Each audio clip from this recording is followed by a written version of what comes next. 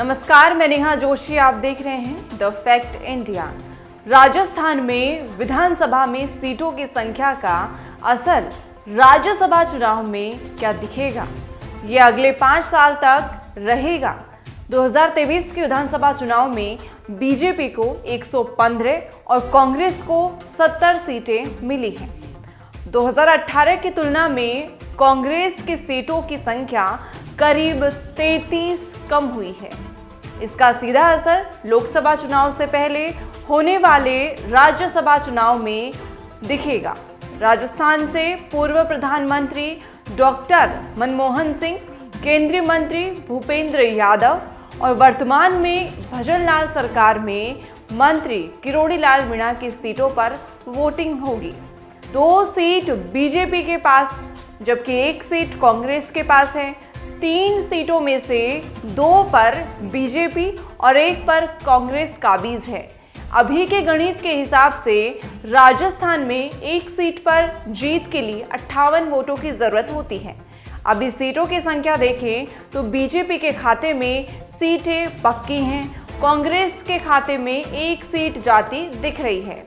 चुनाव बाद बदल गया है गणित। जी हां, दरअसल राजस्थान में कांग्रेस को विधानसभा चुनाव में हार का सामना करना पड़ा है। इस बार बीजेपी को बहुमत मिला है। बीजेपी के पास खुद के 115 विधायक हैं, जबकि करीब 1 दर्जन निर्दलीय विधायकों का समर्थन भी बीजेपी को मिला है। ऐसे में माना जा रहा है कि 2 सीटों पर आसानी से जीत हासिल कर लेगी बीजेपी। हालांकि तीसरी सीट के लिए बीजेपी को करीब 16 विधायकों की जरूरत पड़ेगी। जोड़ तोड़ में माहिर बीजेपी को कांग्रेस में सेंध लगानी होगी। हालांकि ये असंभव दिखाई दे रहा है कि विधानसभा में कांग्रेस के 70 विधायक हैं, जबकि 1 आरएलडी विधायक का भी समर्थन भी कांग्रेस को है। ऐसे में 1 सीट पर कांग्रेस आसानी से जीत हासिल कर लेगी। 27 फरवरी को मतदान होगा। आपको हम बता दें कि राजस्थान से पूर्व प्रधानमंत्री डॉक्टर मनमोहन सिंह, केंद्रीय मंत्री भूपेंद्र यादव और वर्तमान में भजन लाल सरकार में मंत्री डॉक्टर किरोड़ी लाल मीणा की सीटों पर वोटिंग होगी। राज्यसभा की इन 3 सीटों पर इस साल 3 अप्रैल को कार्यकाल पूरा हो रहा है।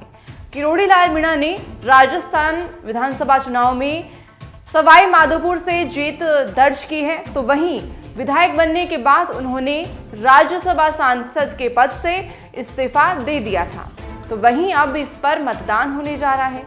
चुनाव आयोग के मुताबिक राज्यसभा चुनाव को लेकर 8 फरवरी को नोटिफिकेशन जारी होगा, जबकि 15 फरवरी तक नामांकन दाखिल कर सकेंगे। 16 फरवरी को नामांकन स्क्रूटनी होगी, तो वहीं 20 फरवरी तक नामांकन वापस ले लिया जाएगा।